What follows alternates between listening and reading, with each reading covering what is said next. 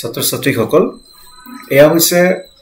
chapter 6 বিদ্যুৎ চুম্বকীয় আবেশ আৰু ইয়াক ইংলিছত কোৱা হয় ইলেক্ট্ৰমেগনেটিক ইন্ডাকশন এইটো চ্যাপ্টাৰত প্ৰথম বিষয়টো আমি শিকিবলৈ চেষ্টা কৰিম চুম্বকীয় ফ্লাক্স মানে কি চুম্বকীয় ফ্লাক্স কাক বোলে ইয়াৰ আগতেও বৈদ্যুতিক ফ্লাক্সটো তোমালোকে জানিছিলা পৃষ্ঠৰ সৈতে সম্পৰ্কিত চুম্বকীয় ফ্লাক্স হৈছে পৃষ্ঠৰ মাজেৰে চুম্বকীয় ক্ষেত্ৰৰ প্ৰাবল্যৰ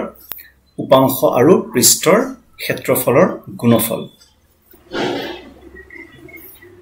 এই ইয়াতে এটা আমি পৃষ্ঠ ধৰি ললো এই পৃষ্ঠটো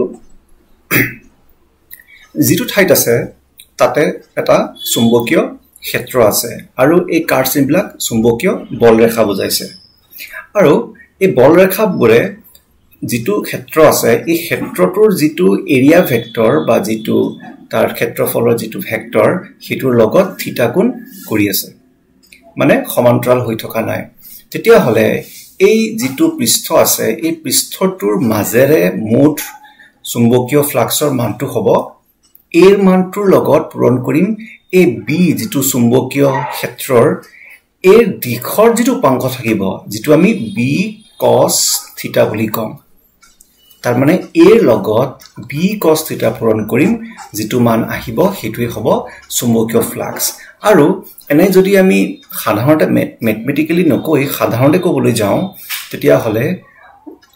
চুম্বকীয় ফ্লাক্স বৈদ্যুতিক ফ্লাক্সৰ সৈতে একে আৰু ই অভিলম্বিক বুলি ধৰা অঞ্চল এটাৰ মাজেৰে যোৱা চুম্বকীয় ক্ষেত্ৰৰ ৰেখাৰ পৰিমাণৰ পৰিমাপ বা কিমানটা ৰেখা পাৰ হৈছে এই নিৰ্দিষ্ট কালিটোৰ মাজেৰে সেই মাপটো আমি চুম্বকীয় ফ্লাক্স বুলিও ক'ব পাৰো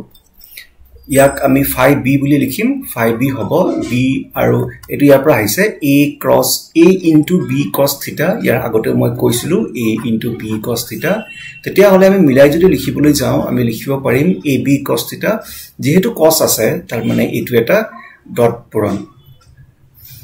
এটো যদি একেবাৰে সুষম ক্ষেত্ৰ থাকে আৰু বিদ্যুৎ ক্ষেত্ৰ নহয় চুম্বকীয় ক্ষেত্ৰটো যদি সুষম থাকে তাৰ মানে সমান্তৰাল থাকিব বলৰেখাবিলাক তেতিয়া হলে এই সূত্ৰটো প্ৰযোজ্য হ'ব কিন্তু যদি ক্ষেত্ৰটো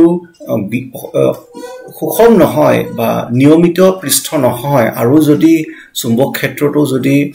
সুষম নহয় তাৰ মানে বলৰেখাবোৰ সমান্তৰাল নহয় তেতিয়া হলে আমি কি কৰিম তাক লিখিব পাৰিম ফ্লাক্স হ'ব phi b হ'ব ইন্টিগ্ৰেশন অফ b ডট dA চুম্বকীয় ফ্লাক্সৰ SI একক হৈছে ওয়েবাৰ আৰু ইয়াৰ CGS একক হৈছে ম্যাক্সওয়েল আৰু আমি জানিম যে 1 ওয়েবাৰ হ'ব 10 টু দি পাৱাৰ 4 ম্যাক্সওয়েল ওয়েবাৰটোৱে প্ৰায়ভাগে ব্যৱহাৰ কৰা হয়